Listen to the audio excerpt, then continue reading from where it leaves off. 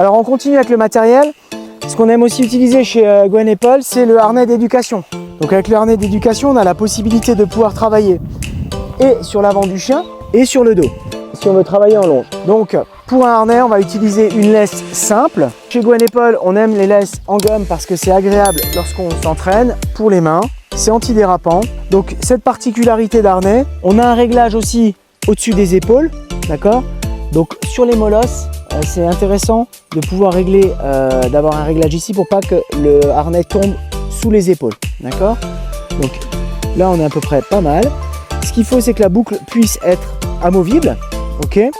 Et donc on peut travailler avec le chien sur un déséquilibre. Sachez que de n'importe quel outil, de toute façon, il faut un apprentissage. Si je vous donne un marteau et vous ne savez pas l'utiliser, ça sert à rien. De la même manière, le harnais et l'outil ne va pas tout faire. C'est pas lui qui va solutionner votre problème. C'est l'apprentissage du chien de la marche en laisse. Mais il y a certains outils qui sont plus adaptés pour certains chiens.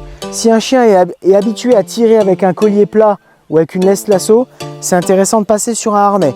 Si le chien est habitué à tirer avec un harnais, souvent les harnais simples qu'on attache sur le dos facilitent la traction sur le chien et facilitent le tirage en laisse.